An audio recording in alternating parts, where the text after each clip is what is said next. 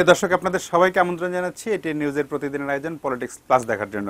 আপনারা জানেন, আসলে আমরা এই বিষয় নিয়ে অনেক কথা বলেছি। গত 25শে আগস্টের পর থেকেই রোহিঙ্গা সমস্যা যেটা শুরু হয়েছে মিয়ানমার থেকে, এই দফায় প্রায় 6.25 লাখ রোহিঙ্গা বাংলাদেশে প্রাণ বাঁচাতে পালিয়ে এসেছে এবং আগের মিলিয়ে হিসাব করা হয় আনঅফিসিয়ালি 10 লাখের উপরে রোহিঙ্গা এখন বাংলাদেশের উপর আসলে চেপে বসেছে। আমরা মানবিক কারণে তাদের আশ্রয় দিয়েছি, কিন্তু সেটা কতদিন এ নিয়ে নানা ধরনের কূটনৈতিক আলোচনা বিভিন্ন পর্যায়ে চলছে। দুদিন আগে জাতিসংঘের 3rd কমিটিতে একটা ভোটাভুটি হয়েছে, তাতে মিয়ানমারের বিপক্ষে ভোট পড়েছে 135টি।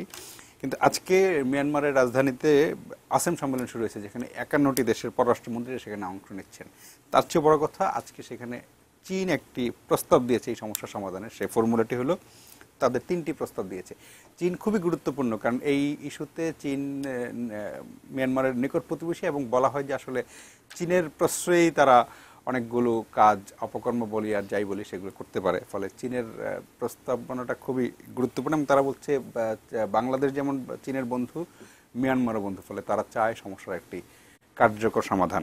তো এই বিষয়গুলো নিয়ে আজকে কথা বলবো। আমাদের সাথে দুজন অতিথি আছেন ডিপ্লোমেট আজিজুল হক এবং আছেন নিরাপত্তা বিশ্লেষক অবসরপ্রাপ্ত major general M A Rashid. আমি আলোচনায় যাওয়ার আগে চীনের যে সুনির্দিষ্ট 3টি প্রস্তাব আজকে যেটা মিয়ানমারের আসেম সম্মেলনে তোলা হয়েছে, সেই প্রস্তাব 3টি একটু পড়ি, তারপরে আমি আলোচনা শুরু করব। প্রথম পর্যায়ে রাখাইনে অস্ত্রবিরতি কার্যকর করতে হবে, যাতে শৃঙ্খলা আর স্থিতিশীলতা ফিরে আসতে পারে, শান্তিপূর্ণ পরিবেশ তৈরি হয় এবং মানুষকে আর ঘরবাড়ি ছেড়ে পালাতে না হয়।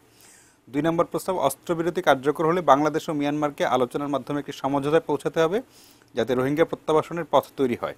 3 নম্বর প্রস্তাব, চূড়ান্ত ধাপে রোহিঙ্গা সংকটের দীর্ঘমেয়াদী সমাধানে মনোযোগ দিতে হবে, যেখানে দারিদ্র্য বিমোচনে সবচেয়ে বেশি গুরুত্ব দেওয়া হবে। আমি জনাব আজিজুল হক আপনার কাছ থেকে শুরু করতে চাই। আমি জানি যে আপনার দায়িত্বে আপনি কিছুদিন চীনেও ছিলেন, ফলে চীন এই ইস্যুতে বিশেষ করে খুবই গুরুত্বপূর্ণ। যদিও সব মিলিয়ে বিশ্ব অর্থনীতি সবকিছু মিলিয়ে চীন এমনিতেই এখন অনেক গুরুত্বপূর্ণ, কিন্তু এই ইস্যুতে চীন একটু বেশি গুরুত্ব পাচ্ছে। চীনের এই 3টা প্রস্তাব কি এই সমস্যা সমাধানে কার্যকর ভূমিকা রাখতে পারে?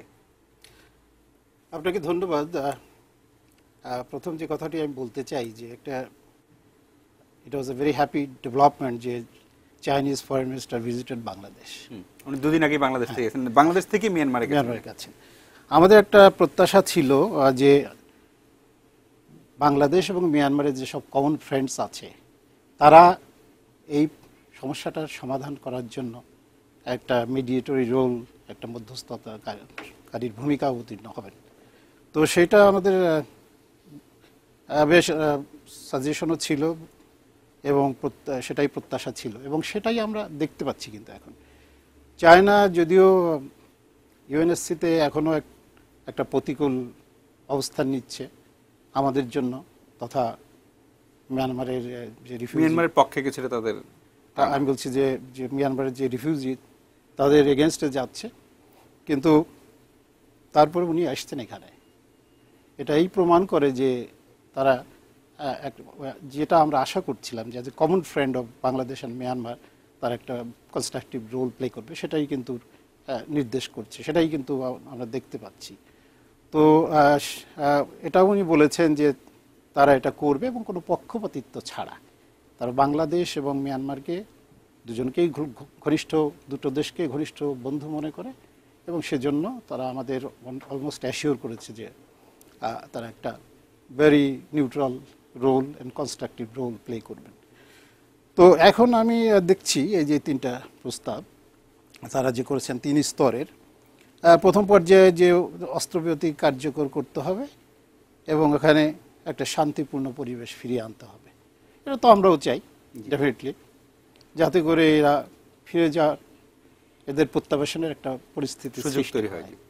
2 নম্বর বলা হয়েছে যে আলোচনার মাধ্যমে একটি সমঝোতায় পৌঁছতে হবে যাতে রোহিঙ্গা প্রত্যাশনের পথ তৈরি হয় বাংলাদেশ।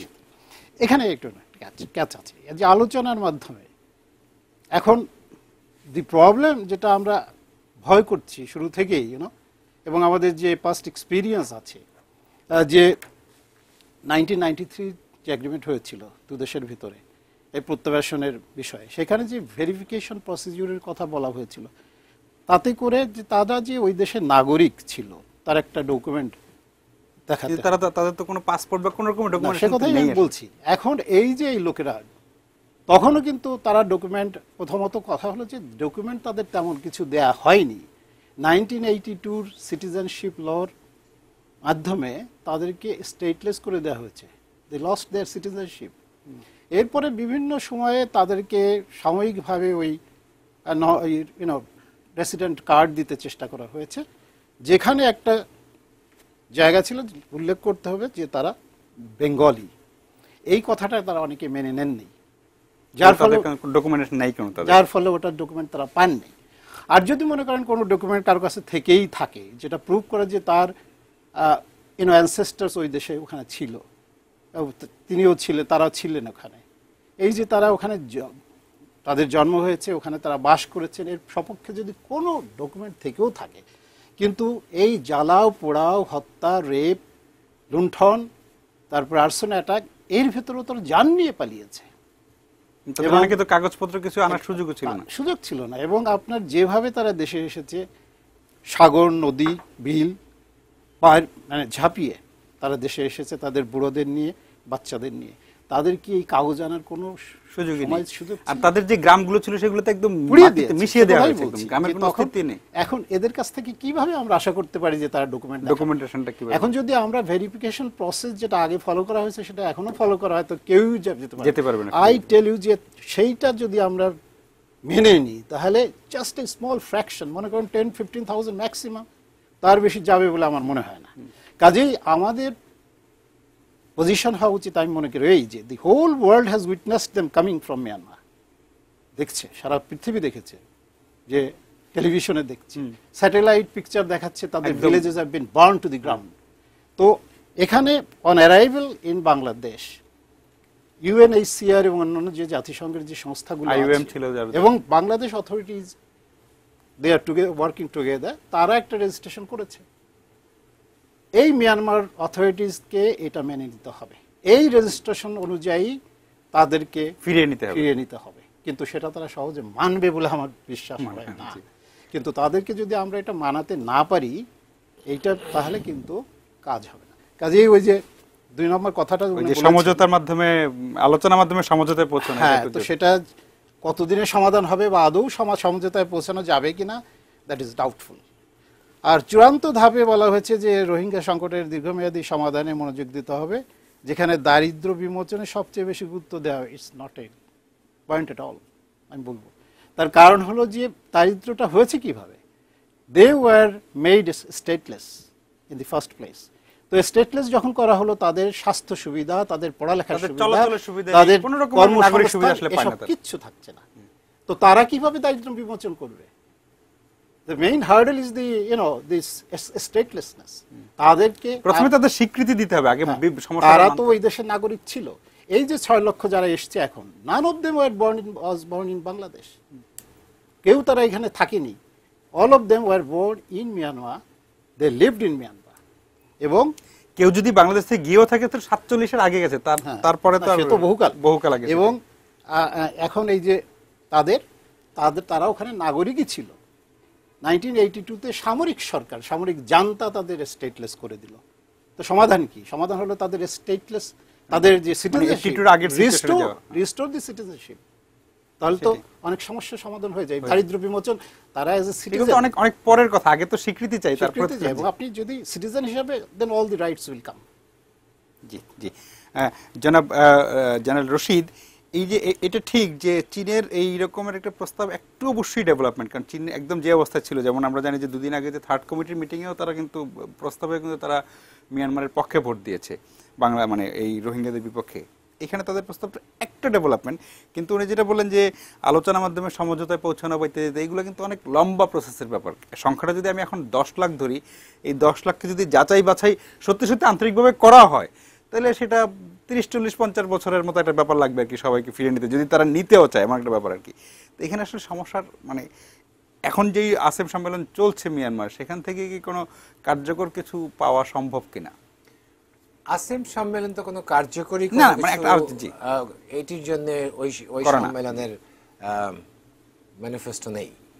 তারা কিন্তু তারা ধরেন তিনজন পররাষ্ট্রমন্ত্রী জাস্ট বাংলাদেশ থেকে ঘুরে গেছেন ভাই, তারা সেটা হয়তো একটা টাটকা এই ছবি। সমস্যাকে রিকগনাইজ করবে, সমস্যার সমাধানের পক্ষে একটি চাপ সৃষ্টি করার জন্য একটি ঐক্যমত্য হয়ে কোনো ঘোষণাপত্রে তাদের ভেতরে যদি আমরা স্থান পেতে পারি সমস্যা, সেটি হবে সবচেয়ে বড় পাওনা। আবার যে কনফ্লিক্ট রেজুলেশন, এটিও একটা ডিপ্লোম্যাসির একটা বড় অংশ, but it's not A normal diplomacy. তো সেটি আমাদেরকে বুঝতে হবে। তো আমরা একটি জিনিস, একটা প্রবলেম আছে, সেই প্রবলেমে বাংলাদেশ কি সবই ছেড়ে দিয়েছে মিয়ানমারের কাছে যে সে যাই বলবে আমাকে তাই মানতে হবে? তো সেটি ডিপ্লোম্যাসি না। বাংলাদেশের এই যে চীনের যে আজকের যে উদ্যোগটা, সেটিকে আমি দেখছি খুব একটা পজিটিভ, আমি একটা বাংলাদেশের ডিপ্লোম্যাসির একটা সাকসেস হিসাবে দেখছি। কেন দেখছি?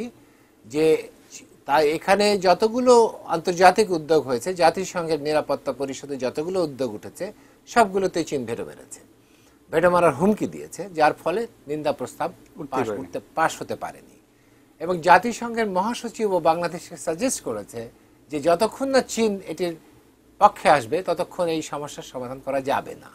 তো এই প্রথমবার আমরা দেখলাম যে চীন দুতিয়ালির কাজ করতে আগ্রহ প্রকাশ করেছে। আগ্রহ প্রকাশ অলরেডি দুতিয়ালি শুরু করেছে। তো সেখানে আমি বলবো যে এটি চীনের একটি বড় ধরনের টার্ন। এখন চীন কেন টার্ন করলো, আমি এই প্রত্যাবাসনের বিষয়টিতে পরে আসছি, যে তাদের ডকুমেন্ট ভেরিফিকেশন কোনটি হবে। তো এখন বিষয় হচ্ছে যে কতগুলো হার্ড ফ্যাক্ট তৈরি হয়েছে যেটি বিশ্ব এটি রিকগনাইজ করে। এবং আজকে চীন যে দুতিয়ালির ভূমিকা নিয়েছে সেটি ওই কারণেই নিয়েছে। 135টি দেশ যখন এই সমস্যার পক্ষে ভোট দিয়েছে, তখন চীন বিপক্ষে ভোট দিয়েছে। চীনের সাথে যারা বিপক্ষে ভোট দিয়েছিল তাদের সংখ্যা অত্যন্ত কম, 10টি ভোট। তো সে বিশ্ব থেকে আইসোলেটেড হয়ে গেছে। সে তখন বুঝতে পেরেছে যে এই সমস্যা দুটি দেশই তার বন্ধু, তার ওইখানে স্ট্র্যাটেজিক স্বার্থ অনেক বেশি আছে। তো সেক্ষেত্রে বাংলাদেশ তো একদম ফেলে দেওয়া, বাংলাদেশের সম্পর্ক তো উন্নত হচ্ছে। তখনই আমরা দেখেছি যে এই ভিজিটটাতে এখানে এসেছে এবং একটা দুতিয়ালি এবং সমাধানের একটা পথ খুঁজে বের করার চেষ্টা করা হচ্ছে। বাংলাদেশের প্রধানমন্ত্রী সাধারণ পরিষদে 5 দফা দাবি পেশ করে এসেছে, সেটি বাংলাদেশের অবস্থান। সেই অবস্থানের ভিতরে সুস্পষ্টভাবে 5টি দফায় দেয়া আছে তাদের নাগরিক অধিকার আছে, সহিংসতা বন্ধ আছে, চিরস্থায়ীভাবে এই সমস্যার সমাধান আছে, এই কফি আনানের কমিশনের রিপোর্ট কার্যকরী করার বিষয় আছে। এটি তো বাংলাদেশের অবস্থান। এর ছাড়া তো আর অন্য কেউ তো অন্য দ্বিতীয় অবস্থান তৈরি করতে পারবে না। তো সেক্ষেত্রে এখানে যে জায়গাটা আছে, ওখানে একটি জায়গাতে 3টি প্রস্তাবকে আমি স্বাগত জানাচ্ছি, কিন্তু আলোচনার মাধ্যমে যেটি একটা ওয়ার্কআউট করে যে বাংলাদেশের দ্বিপাক্ষিকভাবে সমস্যাটা সমাধান করবে, এই জায়গাটা সে উজ্জ্ব রেখেছে। এখানে সে কফি আনান কমিশনের রিপোর্টটা ব্যাপারে সে কোনো কথা বলেনি। দ্বিতীয় সে কিন্তু এখন সমস্যাটাকে পূর্ণভাবে স্বীকৃতি দিয়েছে যে হ্যাঁ, এই পরিমাণ সমস্যা একটা, এই যে 6 লক্ষ থেকে 10 লক্ষ রোহিঙ্গা যে বাংলাদেশে আশ্রয় নিয়েছে, এটি একটি সত্যে পরিণত হয়েছে। তো স্বভাবত এইখানে তার উদ্যোগকে আমরা শুরু থেকে দেখছিলাম যে বিশ্ব 2 ভাগে বিভক্ত এই রোহিঙ্গা ইস্যু নিয়ে। তো রোহিঙ্গা ইস্যু নিয়ে অনেকেই বলছে বাংলাদেশের কূটনীতি ভালো কাজ করেনি। আমি বলবো ভালো কাজ করেছে, কারণ করেছে যে মোটামুটি পুরা বিশ্বই বাংলাদেশের পাশে আছে। মানে 135 জন ভোট দিয়েছে, মানে অনেক বড় সংখ্যা, সুস্পষ্ট হয়ে গেছে। তো সেক্ষেত্রে আমি বলবো যে যে জায়গাটাতে বাংলাদেশকে সবসময় পরামর্শ দেওয়া হচ্ছিল, হয়তো আমার চেয়ে উনি আরো বেশি জানবেন এটি, সেটি হচ্ছে চীন, ভারত, রাশিয়া বাংলাদেশের কানে কানে সবসময় বলছিল যে বিষয়টি দ্বিপাক্ষিকভাবে সমাধান করো।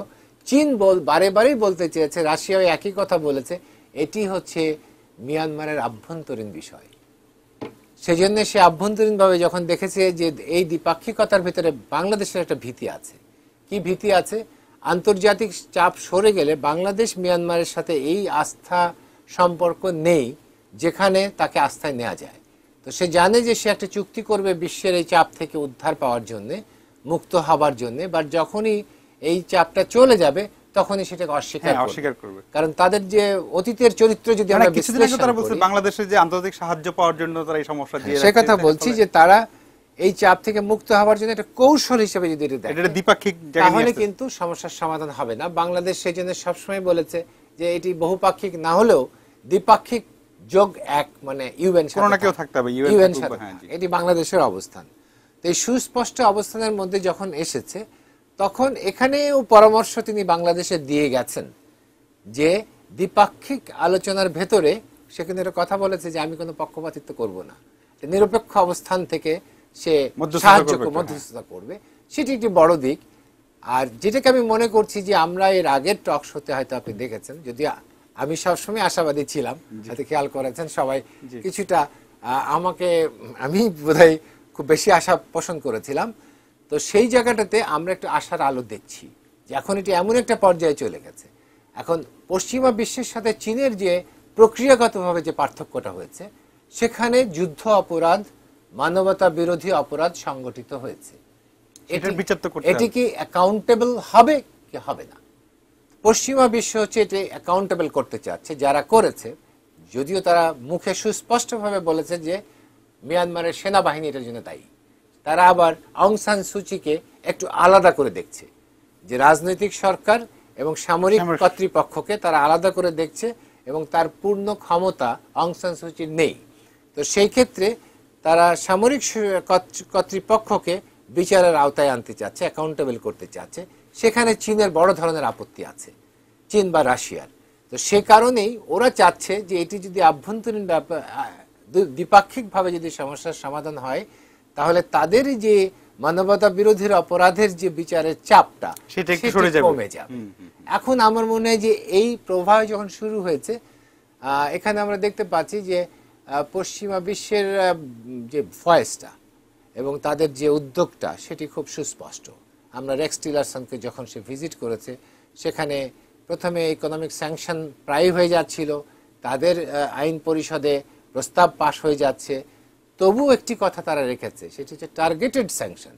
অর্থাৎ আমরা ঢালাও স্যাংশন না দিয়ে টার্গেটেড স্যাংশন, কিছু সুনির্দিষ্ট স্যাংশন তারা দেবে। তো এই সব মিলিয়ে আমরা যেটা মনে করছি যে বাংলাদেশ কিন্তু শুরু থেকে একটি কথা বলে আসছিল যে মিয়ানমারের সাথে সুসম্পর্ক বজায় রেখে আমরা একটা সমাধান খুঁজে পেতে চাচ্ছি। আর এই যে কার্ড কি হবে, কার কি দলিল আছে, সব কথা যেটা আমরা বলি সেটিও আমরা মনে হয় না সত্যি। আমি নিজে আমরা একটা ইনভেস্টিগেশন করার জন্য ওখানে গিয়েছিলাম, একটা বড় টিম, হয়তো সিটিজেন কমিশন নামে। সেখানে নিরাপত্তা বিশ্লেষক, বিচারপতি, সিভিল সোসাইটি সবাই ছিল, তো সবাই ছিল। আমরা তাদের সাথে কথা বলেছি, আমরা দেখার চেষ্টা করেছি তাদের কাছে কি কি ডকুমেন্টস আছে।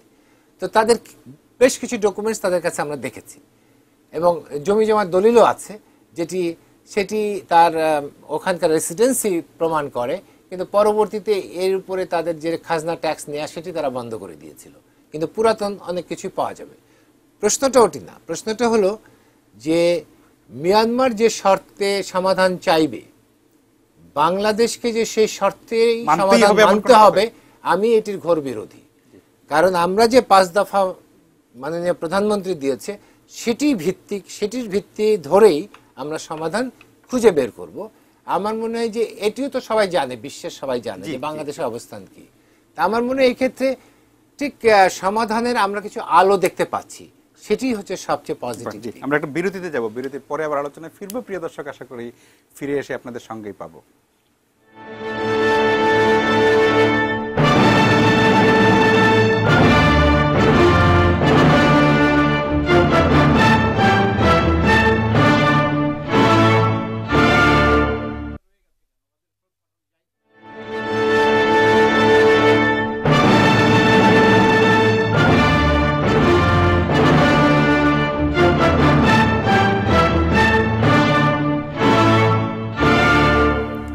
প্রিয় দর্শক, আমরা ফিরে এলাম আলোচনায়। আমরা কথা বলছিলাম রোহিঙ্গা সমস্যা যেটা বাংলাদেশের ঘাড়ে চেপে বসেছে সেটা নিয়ে, এবং এর খুবই নাটকীয় অগ্রগতি বলতে হবে। কারণ চীন দীর্ঘদিন ধরেই আমরা জানি যে চীন আসলে মিয়ানমারকেই সমর্থন দিয়ে আসছিল। চীন সেই অবস্থা থেকে কিছুটা হলেও সরে এসে তারা এখন একটি ফর্মুলা দিয়েছে, 3টি প্রস্তাব। সেই প্রস্তাব উড়িয়ে দেওয়ার মতো না একদম। হয়তো প্রস্তাব নিয়ে আলোচনা অনেক রকমের থাকবে, কিন্তু তবুও চীনের এই অগ্রগতিটা কিছুটা আশার আলো দেখাতে পারে হয়তো।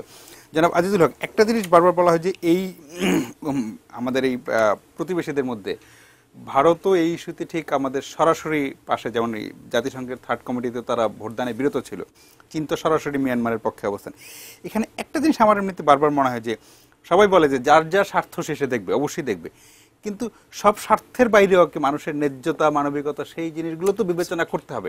এখন অবশ্যই আমি ধরে নিলাম যে বাংলাদেশের চেয়ে মিয়ানমারের চীনের স্বার্থ অনেক বেশি, তাদের ইনভেস্টমেন্ট, তাদের বন্দর, নানা রকমের গ্যাস পাইপলাইন ইত্যাদি অনেক কিছু, সব ঠিক আছে। কিন্তু 8 লাখ হোক আর 10 লাখ হোক, মানে একটা স্টেটলেস জাতি যাদের কোনো ইয়ে নেই, তাদের বেঁচে থাকা, মানবিকতা, তাদের সেইটা কি কারো কোনো বিবেচনা আসবে না? অফকোর্স সেটাই তো আমরা এক্সপেক্ট করি, তাদের রাষ্ট্রীয় স্বার্থ আছে ডেফিনেটলি। হ্যাঁ, কিন্তু তো সেই স্বার্থের ঊর্ধ্বে উঠে এই অত্যাচারিত, নির্যাতিত, নিপীড়িত মানবতার পাশে দাঁড়ানো, সেটা তো একটা নৈতিক দায়িত্ব। হ্যাঁ, সেটাই আমরা তো সেটাই ইনফ্যাক্ট আমার মনে হয় আমরা সেটা তাদেরকে বোঝাতে চেষ্টা করছি। এবং আজকের এই অগ্রগতি মেজর জেলার সাহেব যেটা বললেন, যে এটা আমাদের কূটনৈতিক সার্থকতা এবং সাফল্য, এটা প্রচেষ্টা চলছে, যার ফলেই কিন্তু এগুলো হচ্ছে। It's a very good development যে মিয়ানমার চায়নায় এটা প্রস্তাবটা রেখেছেন। এখন এটা কতখানি সিরিয়াসলি, কত রিগোরাসলি তারা এই ভূমিকা পালন করবেন এবং মিয়ানমারকে কতটা রাজি করাতে পারবেন। আমরা হোয়াট উই ওয়ান্ট, আমরা চাই যে এই রিফিউজিরা প্রত্যাবাসিত হোক, তারা ফিরে যাক। আমরা সেই রেজাল্টের অপেক্ষায় থাকব। সেটা না হলে আর মিডিয়েশন করে লাভটা কি হলো? তা আমরা আশা করি এখন এই পর্যায়ে আই থিঙ্ক আর তেমন কিছু বলা যাচ্ছে না। ডেফিনেটলি ভালো হতো যে ভারত যদি আমাদের নিকটতম প্রতিবেশী এবং বন্ধু দেশ, যাদের সঙ্গে আমাদের নানা ধরনের সম্পর্ক, আমরা যদি বলেন in terms of ethnicity, history, তারপরে কালচার, সাহিত্য, তাতে আমাদের সবচেয়ে নিকটতম প্রতিবেশী সব দিক দিয়েই। তো তাদের কাছ থেকে আমরা আরও একটু অবস্থান, আরও তারা অ্যাবস্টেনশন করেছেন, আমরা ভালো হতো যদি তারা ডেফিনেটলি, আমরা সেটাই কাম্য যে তারা প্রস্তাবের পক্ষে থাকবে এবং তারাও এই ইনফ্যাক্ট এটা বাংলাদেশকে সাপোর্ট করা না,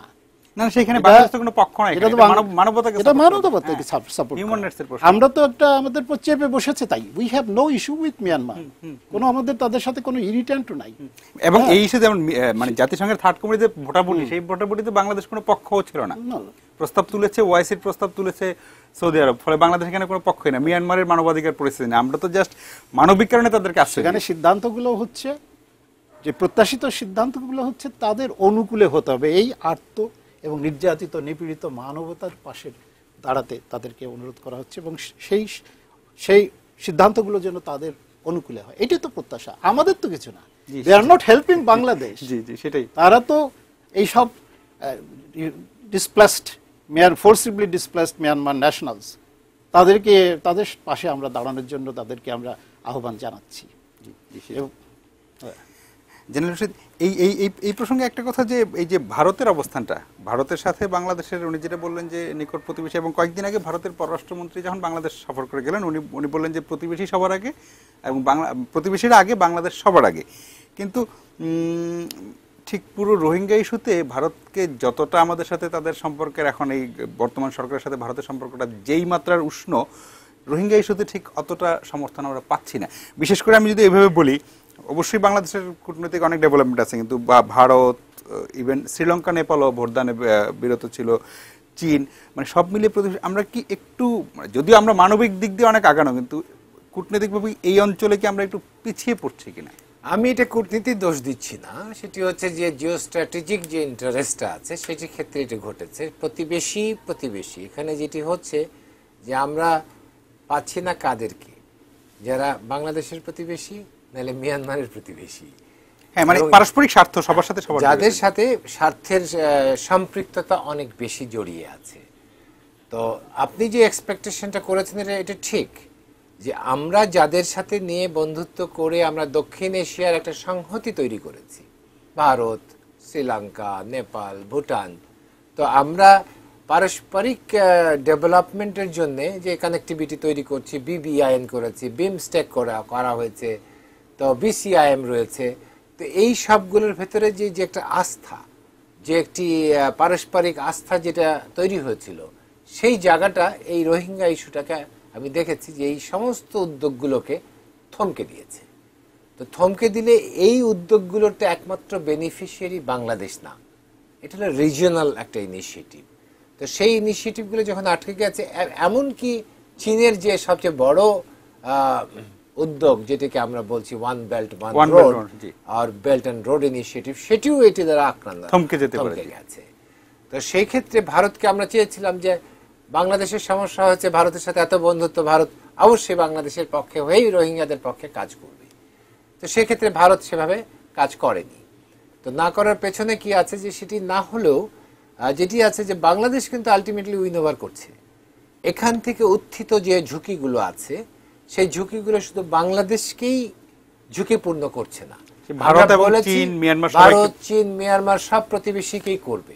তাহলে আমরা দেখতে পাচ্ছি যে সাপোর্ট আমরা যেটা পাচ্ছি না, এক্সপেক্টেড সাপোর্ট, সেটি হচ্ছে আমাদের রিজিয়নে।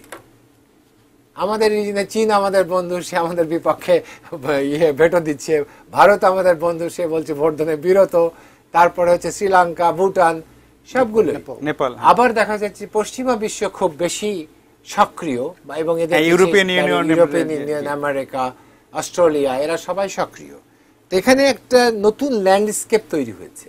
তো এই নতুন ল্যান্ডস্কেপকে একটা নতুন পলিটিক্যাল ওরিয়েন্টেশন তৈরি করছে কিনা, আর সেটি একটু ভেবে দেখার বিষয় আছে। আমার মনে হয় এই ধরনের চিন্তাটা বাংলাদেশে করছে না এই মুহূর্তে। কেন করছে না? যে আমরা রিজিয়নকে বাদ দিয়ে ইন আইসোলেশন আমি এগোতে পারবো না, না সেটা সম্ভব না। তো সেই জন্য যে দূরের যে বন্ধুরা আছে, কাছের বন্ধুকে বাদ দিয়ে যদি বন্ধুর সাথে ভুল বোঝাবুঝি হয়, সেটিকে আমাকে মিটিয়ে ফেলতে হবে। সেক্ষেত্রে ভারত বিরত থেকেছে। আমার মনে হয় যে তারা কিছুটা নিউট্রাল অবস্থানে এসেছে। তবে একটা যে 2011 সালে এরকম একটি ভোটাভুটিতে কিন্তু ভারত বিপক্ষে ভোট দিয়েছিল, এখন বিরত থাকছে, মানে একটু শিফট বলা যেতে পারে আর কি। মিয়ানমারের পক্ষে যেটি হচ্ছে যে ভারত এবং চীনের একটা প্রতিদ্বন্দ্বিতা আছে। হ্যাঁ, মানে ভারত চাইবে যে চীনের সাথে যে মিয়ানমারের সম্পর্ক, সেখানে একটু ভাগ বসাতে চাইবেই তারা। না, এখানে একটা বিশাল বিষয় আছে, সেটি যে মিয়ানমারের যে জিও স্ট্র্যাটেজিক সিগনিফিকেন্স, এটা বিশাল চীনের কাছে। কারণ চীন হচ্ছে ভারত মহাসাগর বা বঙ্গোপসাগরের মাধ্যমে ভারত মহাসাগরে তার উপস্থিতি জানান দিচ্ছে, প্রভাবটাও রাখতে চায়, প্রভাব এবং কানেক্টিভিটি। তার গ্যাস লাইন, পাইপ লাইন, রাস্তা বানাচ্ছে, এবং সে কিন্তু ভারত মহাসাগরীয় দেশ না, এটি হলো একটি। তো স্বভাবতই এখানে চীন যে অবস্থান তৈরি করেছে, এটি ভারতের স্বার্থকে মারাত্মকভাবে হুমকিতে ফেলেছে। তো ভারত আবার ট্রাইলেটারাল রোড নেটওয়ার্ক তৈরি করে, ভারত, মিয়ানমার, থাইল্যান্ড করে তারা সাউথ ইস্ট এশিয়াকে কানেক্টিভিটি দিতে যাচ্ছে। ভারতের আরেকটিও আছে, one belt one road initiative. এখানে তারা Asia Africa corridor, growth corridor নামে আরেকটি ইনিশিয়েটিভ তারা ছেড়েছে বা ছাড়তে যাচ্ছে। তো এই যে প্রতিদ্বন্দ্বিতার মাঝে তারা দেখছে যে মিয়ানমার, আমাকে দক্ষিণ পূর্বে যেতে হলেই মিয়ানমারকে ব্যবহার করতে হচ্ছে, চীনকে অবশ্যই মিয়ানমারকে দরকার হচ্ছে ভারত মহাসাগরে পৌঁছতে। তো এই প্রতিদ্বন্দ্বিতার ভেতরে তারা দুজনেই মিয়ানমার সরকারকে বোঝাতে চাচ্ছে আমি তোমার পাশে আছি, আর যা কিছু হোক। That's not a right approach. যেটি আপনি বলেছেন, মানবতার দিকটাকে উপেক্ষা করে না, এখানে তো বাংলাদেশের সাথে তো ভারতের স্বার্থ জড়িত আছে। তো সেটি আমার মনে হয় উপলব্ধিটা সময়ের সাথে সাথে বাড়ছে, এবং এই উপলব্ধি বাড়ার সাথে সাথেই আমরা দেখছি যে পরিস্থিতির পরিবর্তন হচ্ছে। এই পরিবর্তনটা লক্ষণীয়। আমার মনে এটি আমাদের সম্পর্ককে রিপেয়ার করতে পারে।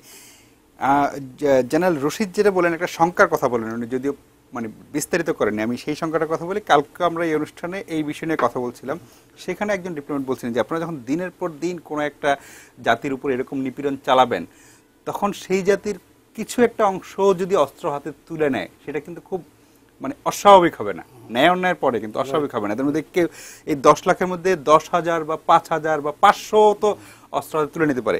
তখন সেই ঝুঁকিটা কিন্তু শুধু বাংলাদেশের হবে না, মিয়ানমারের হবে, ভারতের হবে, চীনের হবে, সবাইকে হবে। ফলে সেই জায়গাটাও কিন্তু ভাবার দরকার আছে সবাইকে। তো ভাবার দরকার আছে, ডেফিনেটলি ভাবার দরকার আছে। তবে আমাদের সরকার এই অ্যাসিওরেন্স দিয়েছে যে বাংলাদেশের টেরিটরি ইউজড হবে না কোনো প্রতিবেশীর বিরুদ্ধে, এবং সরকার আমাদের গভর্নমেন্ট এটা মেইন করেই বলে, সেটা আমরা মানি, কিন্তু তখন আপনি সিনসিয়ারলি এটা বলা হচ্ছে এবং প্রচেষ্টাও তাই।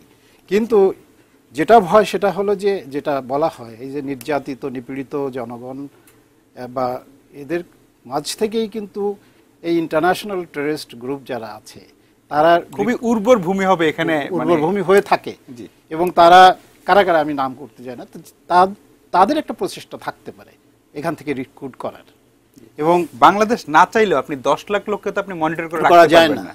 এবং যদি যত দীর্ঘদিন তারা এখানে থাকবে ততই কিন্তু এই তাদের উপর ঝুঁকিটা আরো বাড়বে। নিয়ন্ত্রণটা বাংলাদেশ সরকারের বা অথরিটির দৃষ্টি মানে নজরদারিটা হালকা হয়ে যাওয়ার সম্ভাবনা। নজরদারিটা উপেক্ষা করে তারা কিন্তু যোগাযোগ বাড়াতে পারে, ওই সব সন্ত্রাসী গ্রুপেদের সাথে যোগাযোগ করতে পারে। তো সেক্ষেত্রে তো এটা হুমকি, ডেফিনেটলি এটা it's a threat to regional piece, শুধু বাংলাদেশ না, হ্যাঁ, শুধু বাংলাদেশ অল না। The country's around. বাট সেটা তাদের বুঝতে হবে। আমার মনে হয় না যে মিয়ানমার এটা খুব সিরিয়াসলি এই মুহূর্তে সেটা তারা চিন্তা করছে।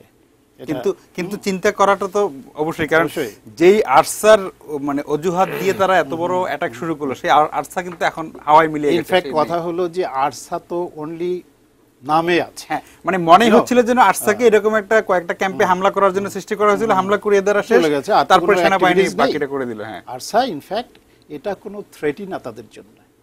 তাদের জন্য থ্রেট হবে যদি দীর্ঘকালে হ্যাঁ, এইসব এটা পরে যদি হয় এবং সেটা আপনি যেটা বলেছেন, এরকম যে একটা ডিসপারেট কন্ডিশনে থেকে মানবেতর কন্ডিশনে যখন মানুষের পিঠ দেয়ালে দেয়ালে ঠেকে ঠিক আছে, যখন উপায় থাকে না। উপায় থাকে না, তখন তো ওটা আর বিশ্বে এখন অনেকগুলো অর্গানাইজেশন আছে যারা এরকম দেয়ালে পিঠ ঠেকা মানুষের কাছে এবং Absolutely. তাদের কাছে গিয়ে অস্ত্র approach তুলে দেওয়ার করবে জন্য রেডি করার এবং জন্য তাদেরকে রিক্রুট করার হ্যাঁ, চেষ্টা জঙ্গিবাদের একটা বিস্তার তো আছেই। জেনারেল শহীদ, আমরা অনুষ্ঠানের একদম শেষ দিকে চলে এসেছি। এই জায়গাটাতে আপনার মানে নিরাপত্তা বিশ্লেষক হিসেবে আপনার কাছ থেকে আরেকটু শুনতে চাই যে এরকম একটা ঝুঁকি কিন্তু এখনো হয়তো নাই, কিন্তু যদি এটা লম্বা হয় তাহলে এরকম একটা ঝুঁকি কিন্তু তৈরি হবে, এবং সেটা শুধু বাংলাদেশ না, তখন ভারত নীরব থাকুক, চীন বিপক্ষে ভোট দেখ, কাউকে কিন্তু তখন এই সন্ত্রাসীরা ছেড়ে কথা বলবে না হয়তো যদি হয়। সেই জায়গাতে কিন্তু সবাইকে আরো সতর্ক থাকা দরকার। না, আমি তো এটা বলেছি যে সময়ের সাথে সাথে যে উনি যে ঝুঁকির কথাগুলো বললেন, এটি কিন্তু বিভিন্ন দেশ এটি অনুধাবন করার চেষ্টা করছে। মিয়ানমারের ব্যাপারে আপনার তো মনে আছে 2014 সালে আইমান আল জাওয়াহিরির জাওয়াহিরি, হ্যাঁ। একটি রেকর্ডিং ছিল, সেখানে উল্লেখ ছিল মিয়ানমারের রোহিঙ্গাদের কথা। এখন আইএসও তাদের দৃষ্টিভঙ্গি এই জনসংখ্যা থেকে কিছু রিক্রুটস নেওয়া যায় কিনা এরকম ফোকাসটা চেঞ্জ করেছে বলে আমরা আন্তর্জাতিক অনেক মিডিয়াতে দেখতে পাচ্ছি। তো সেটি তো ঝুঁকিটা শুধু এখন তো গ্লোবালে চলে যাচ্ছে, উনি তো রিজিওনাল বলেছেন। আমি বলবো যে এখান থেকে রিক্রুট করে তো আপনি এদেরকে যে কোনো জায়গায় এমপ্লয় করতে পারেন। সেই ঝুঁকিটা যেমন বাংলাদেশ আগে থেকে অনুধাবন করে কিন্তু বাংলাদেশ একটা প্রস্তাবও দিয়েছিল যে এটি খুব ভালো যে সীমান্তে যৌথ শুরুর দিকে বিরোধী সন্ত্রাস বিরোধী অভিযান চলবে।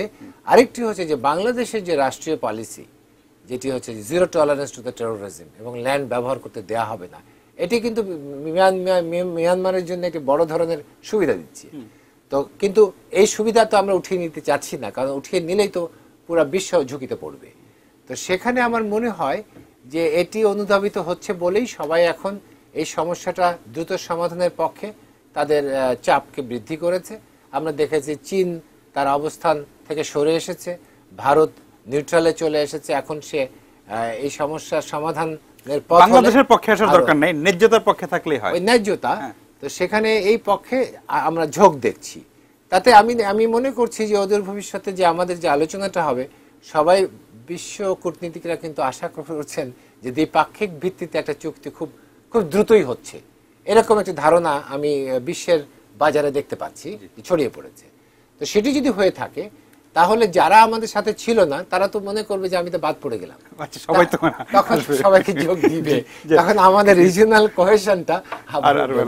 আপনাদেরকে অনেক অনেক ধন্যবাদ। আলোচনাটা খুব একটা গতকালও আমরা আলোচনা করেছিলাম, গতকাল অনেক হতাশার কথা শুনেছি, কিন্তু আজকে সেই তুলনায় অনেক আশার কথা, যেহেতু চীনের একটা বড় নাটকীয় পরিবর্তন সেটা মিলে, এবং যেই ঝুঁকির কথাটা আলোচনা করলাম আসলে সেটা বাংলাদেশ, মিয়ানমার, ভারত, রাশিয়া, চীন সবাইকেই, এবং জেনারেল রশিদ আসলে শুধু এই অঞ্চল না, আসলে গোটা বিশ্বই ঝুঁকিতে পড়তে পারে, কারণ এমন ভালনারেবল 10 লাখ মানুষকে ক্যাম্পে রেখে নিরাপদে আপনি ঘুমিয়ে থাকবেন সেটা আসলে সম্ভব হবে না। সবাই নিশ্চয়ই এই গুরুত্বটা বুঝবেন এবং সমস্যাটার সমাধানে কার্যকর পদক্ষেপ নেবেন। আপনারা সবাই ভালো থাকবেন।